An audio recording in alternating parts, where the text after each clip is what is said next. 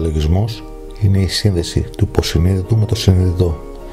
Μια συνειδητή κατάσταση στη συγκέντρωση της απόλυτης σιωπής, το σημείο 0 της ισορροπίας ανάμεσα στο πνεύμα και στην ύλη, που δεν υπάρχει κανένας ψήθυρος, θόρυβος της σκέψης. Το σημείο κενού είναι η κατάσταση που μέσω της σιωπής η ψυχή συνδέεται με τον δημιουργό της. Σε αυτό το επίπεδο το πνεύμα έχει συνδεθεί με έναν ανώτερο κύκλο υπάρξεων, ανώτερης αντίληψης, που μπορεί να κατανοήσει και να δει τα ιστορικά δίκτυα των εξελίξεων και των καταστάσεων.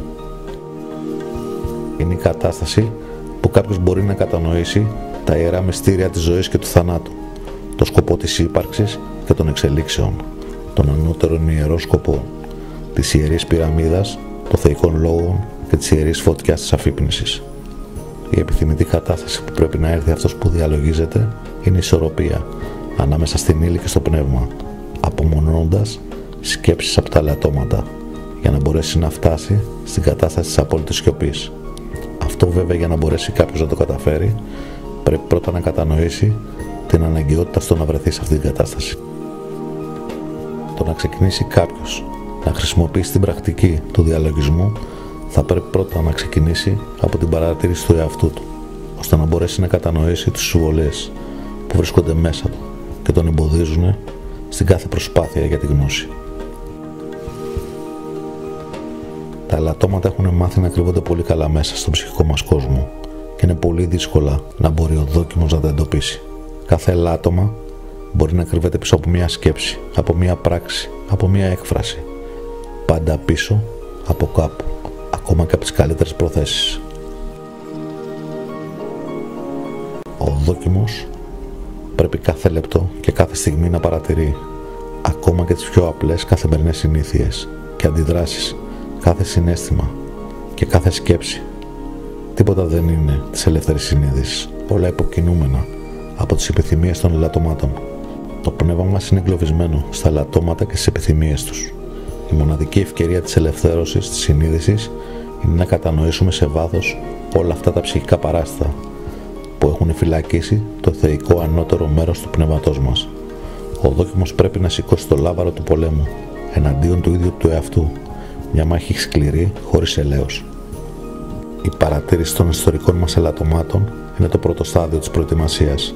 Στη συνέχεια η σταδιακή εξόντωσή τους. Και στο τελικό στάδιο ο δόκιμος μπορεί να ξεκινήσει την πρακτική της εξάσκησης του διαλογισμού και να προσπαθήσει μέσω της συγκέντρωσης και της απώλειας της σιωπής να φτάσει σιγά σιγά στο επιθυμητό αποτέλεσμα της σιωπής. Η μάχη δεν είναι καθόλου εύκολη και ο δόκιμος θα πρέπει να βαδίζει αντίθετα στο ρεύμα ενός ορμητικού ποταμιού. Στην αρχή αδύναμος και μόνος, με δοκιμασίες σκληρές, αλλά κάθε βήμα η δύναμη θα αντικαταστήσει την αδυναμία και η μοναξιά θα αντικατασταθεί με την ελεύθερη συνείδηση. Οι εσωτερικές δυνάμεις θα αντικαταστήσουν ένα-ένα τα ελαττώματα που θα πέφτουν νεκρά στο πεδίο της μάχης και ο δόκιμος θα βαδίζει όλο και πιο κοντά στη τελική μάχη που θα τον μετατρέψει από δόκιμο σε δάσκαλο, από δούλο των ελαττωμάτων σε βασιλιά της ελεύθερης θεϊκής συνείδησης. Είναι πολλοί αυτοί που ξεκινούν να βαδίσουν αυτό το μονοπάτι και λίγοι αυτοί που θα φτάσουν στο τέλος.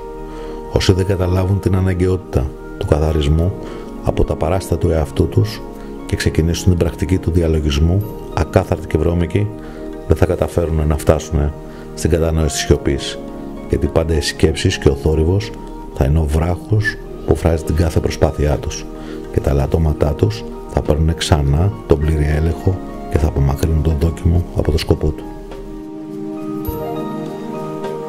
Η αναγέννηση του δόκιμου σε δάσκαλο είναι ο ανοιχτός δρόμος προς το δημιουργό και την κατανόηση των πάντων, η γνώση και η αλήθεια.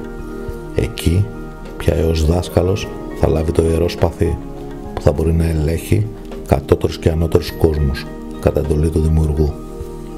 Η μετατροπή του ανθρώπου σε θεϊκό ανώτερο πλάσμα δίπλα στο θρόνο του δημιουργού και των δυνάμεών του.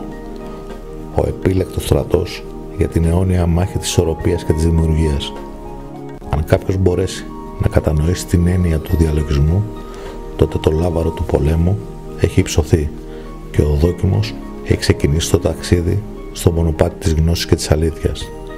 πορεία που έχει σφραγιστεί με το ίδιο χέρι του δημιουργού μας.